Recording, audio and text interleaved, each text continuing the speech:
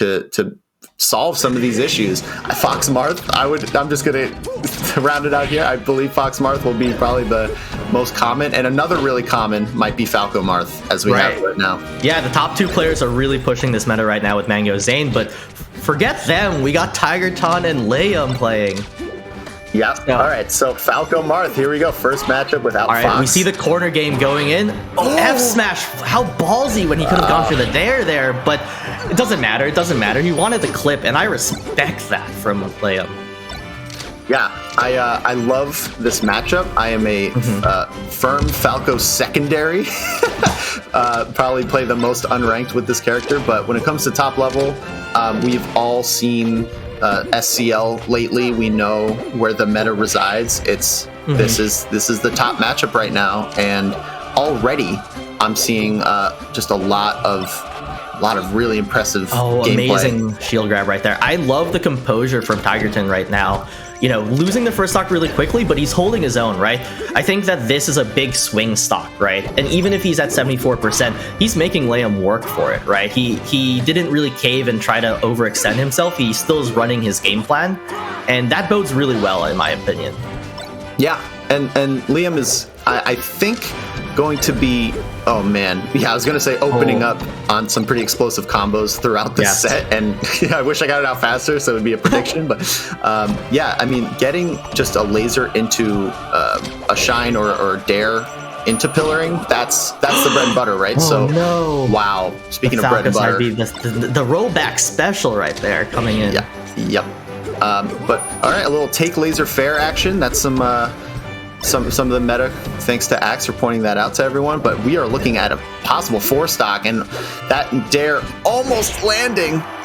It's tough. I'm curious how he closes out. Down tilt is a good call there on the high side B.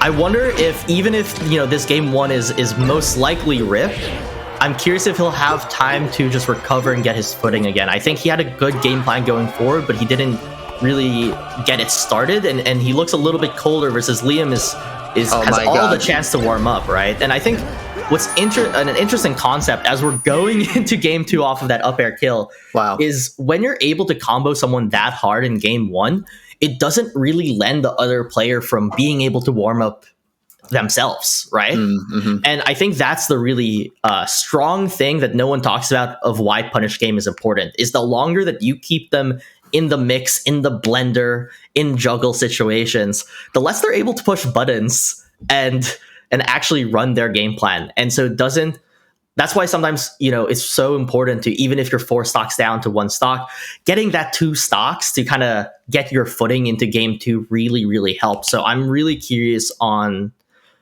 what adaptations is going to be made, because while I thought the solid game plan was good for the first stock, it really seemed that Leeum caught onto a lot of his defensive options while putting out really safe moves that, you know, let him just get into that like Marthritis %. Yeah, and right away, just a ton of get in your face aggression. This might be, good recovery from Tigerton, but I really like what you mentioned about the combos early on, allowing one player to warm up more than the person they're comboing. Super true, and that doesn't even go into the tilting effect, which a lot of people do talk about, so you're kind of hitting a underrepresented part of this. But yeah, we got Leeum coming in hot, getting a nice little combo, and then taking the first stock a little later. You know, Marth, of course, a character with a notorious combo game on Spacies that really can't be overstated, because that really is crucial in both these matchups.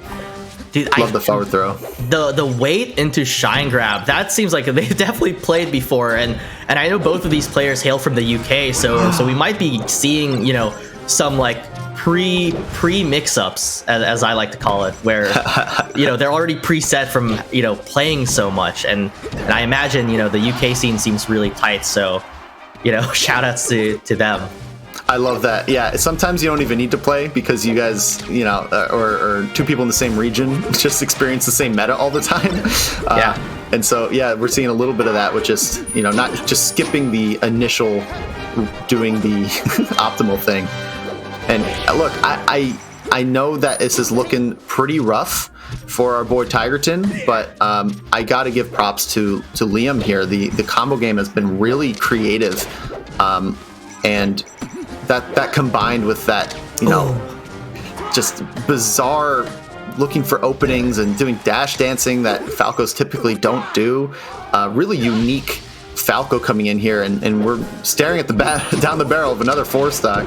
Yeah, I know. I mean, the dash dancing's throwing me off, honestly. I mean, you don't see it. We haven't seen it, popularized as much as well, but he is converting off openings. And again, we're seeing that theme of a player being able to have, and that is it for 4-stock. I got interrupted. Yeah, I would have loved to do a little analysis that game, but didn't really get the chance. But dude, when you see a Falco like that, I don't care who your main is, you start to really, love the game of Melee. Just